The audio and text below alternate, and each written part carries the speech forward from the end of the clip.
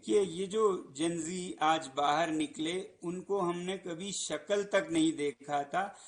आज तक लद्दाख के लोगों की शिकायत थी कि ये जो युवा पीढ़ी है वो तो कभी अनशन में आते नहीं हैं, उन्हें तो शायद फिक्र ही नहीं है, बड़े बूढ़े ही आते हैं। तो सब यही कहा करते थे कि ये युवा पीढ़ी अ, खुद मतलबी हैं, वो कभी अनशन में बैठने के लिए नहीं आते हैं। तो अचानक से वो आ गए, उनमें से किसी का हमने कभी शक्ल, बल्कि हमने मतलब 25 से कम के युवा लगभग ना के बराबर देखा है आज तक के अनशन में।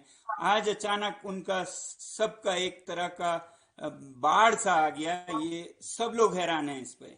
धन्यवाद। और हाँ हाँ, नेपाल से मुझे नहीं पता, हो सकता है लोग उदाहरण लेते हों एक दूसरे से, मगर इसका मुझे नहीं पता। मगर जैसे वो निकल के आए, ये बिल्कुल किसी ने इमेजिन नहीं किया था। मैंने आपको कहा ना, सबसे पहले तो लोग नाराज हैं कि 6 अक्टूबर कोई डेट नहीं होता है। जब लोग अनशन पे बैठे हों, 6 अक्टूबर 16 दिन लोगों को भूखा रख के मीटिंग करना कोई डेट नहीं होता है, इस पे नाराज हैं। तो अभी वो ये मांग कर रहे हैं कि 6 अक्टूबर तक नहीं रुके, इसे जल्दी किया जाए। और देखना यही है कि उसमें क्या होता है। वो डायनेमिक है, बदल रहा है। अभी इस हादसे के बाद क्या होगा मुझे नहीं पता है। ये सरकार का मुझसे कोई राब्ता नहीं है। उन्होंने मुझे एक तरह का आउटलॉ सा बना दिया है। वो मुझे टॉक्स में भी नहीं आने देना चाहते हैं, बल्कि उन्होंने एक कंडीशन रखा है कि सोनम वांगचुक टॉक्स में ना आए। तो कोई राब्ता नहीं है। हालांकि मैं एक क्रूसेड पे 5 सालों से आवाज उठा रहा हूँ, शायद इसीलिए वो नहीं चाहते कि मैं टॉक्स में आऊं। तो इसलिए वो तो मैं नहीं कह सकता, क्योंकि मैं टॉक्स में हूँगा ही नहीं। मैं दे चुका हूँ लद्दाखी में, हिंदी में, लोकली। नेशनल पे तो ज्यादा उन तक नहीं पहुंचेगी, मगर मैं ये 3 बार मैसेज दे चुका हूं। हमारे बाकी वरिष्ठ नेताओं ने उन्हें मैसेज दिया है कि ये हमारा तरीका नहीं है, इससे हमारे कॉज को फायदा शायद ना पहुंचे। तो वो अपने उसको काबू में रखें और शांति से वार्तालाप की तरह तरीके से ही सुलझाएं। ये हमने बार बार अपील की है। शायद इसके कारण अब धीरे धीरे ये शांत होता जा रहा है। कह नहीं सकते हैं, क्योंकि वो स्थगित होना ना होना हमारी नजर में इस पे निर्भर करता था कि उनके जीतने के कितने चांसेस हैं। तो जी। अभी के हालात में तो उनकी छवि और बिगड़ गई है, लोग नफरत करने लगे हैं। तो मुझे नहीं लगता चुनाव हो पाएंगे, वो शायद स्थगित ही करें। कोई भी काउंसिलर किसी भी पार्टी का ऐसा असर करवा सकते थे। ये तभी हुआ, अगर हुआ तो क्योंकि लोगों में भड़ास था। ये प्रेशर, ये दबाव उस हद तक था कि एक चिंगारी काफी था।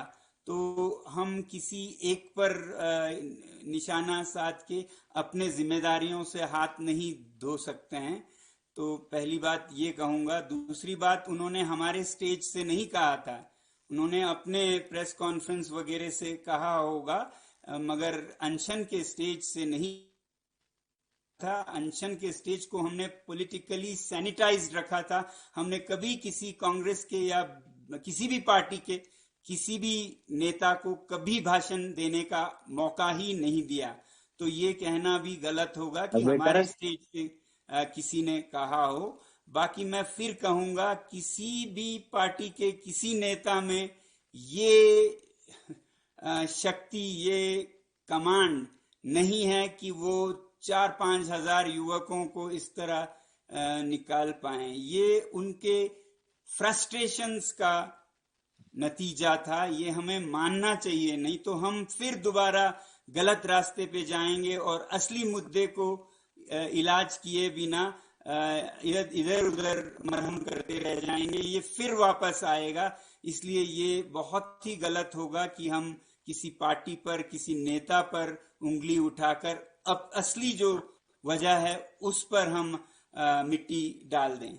कोई उनकी खुशी थी इसमें करने की, ये उनका फ्रस्ट्रेशन था, तो शायद लॉ उसे भी रिकग्नाइज करते हो, मगर ये तरीका अच्छा नहीं था, ये हम बार बार कह रहे हैं। लॉ का अपना कोर्स होता होगा, इसका मैं नहीं बता पाऊंगा, मगर वजह मैं फिर आपको बता रहा हूं कि pent up frustrations over many years ये था। वरना ये सब यूथ हमेशा घर में छुप के पढ़ाई करते रहते थे। जब इनके पढ़ाई का कोई नतीजा नहीं निकला, घर में इनके माँ बाप इन्हें कोसते थे कि इसलिए तुम्हें पढ़ाया गया था, इसलिए तुम पे हमने इतना खर्चा किया, तो उनके आगे अंधेरा था, पीछे खाई, तो इसलिए वो आज इस तरह से निकल के आए। हमारी उम्मीद है कि इन इशारों को सरकार समझ गई होगी कि अनशन तो अनशन, लोगों में कितना रोष है उन्होंने देखा, इससे सीमा पर इस इलाके में कितना अस्थिरता आ सकता है उन्होंने देखा होगा, इससे उनकी पार्टी के लिए कितना नुकसान हो रहा है वो भी उन्होंने देखा होगा।